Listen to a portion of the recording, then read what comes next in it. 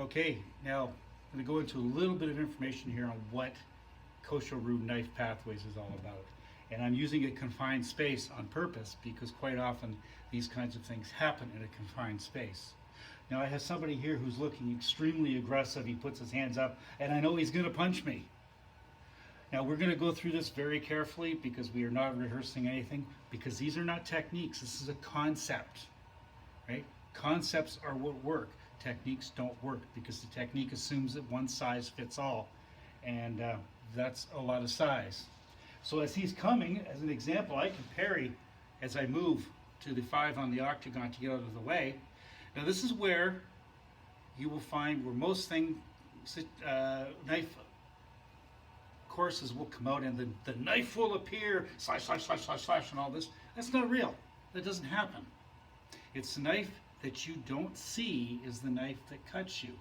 Now in this particular case, I could walk away, but I'm not going to. So he goes back and we do this one more time.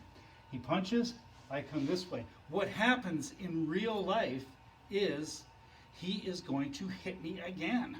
So he can turn. As he turns to hit me again, I just raise my knife. In this case, he fall through, and I have just detailed his entire abdomen, and I didn't do it. He did it. Because the last thing you want is for him to see this, and you don't want the person with the camera to see it either, because there's always somebody around with a video. You want to do this and get out as quickly as possible. Another example is if I was going to go towards the inside, I can go towards the inside here. Now as he punches again, I just bring the knife around and I fillet his arm this way. And then he punches again and you notice that most of the knife is what is hidden. Here he turns around, he can punch me again where I am now, and then this will come up. It's okay, it's not going to go anywhere near you, and we will peel along his side there. These are the concepts of knife pathways, and it means exactly that. You allow his movement to dictate the road in which your knife is going to follow.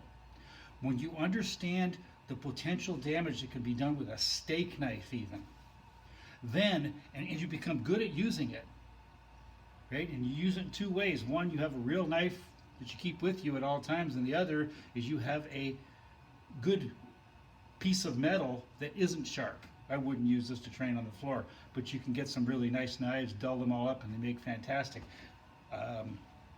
training implements. But you have to become proficient using the knife before you are ever going to be able to defend against it. It's just like somebody thinking they can do gun defense. There's another one of the biggest jokes in the martial arts industry.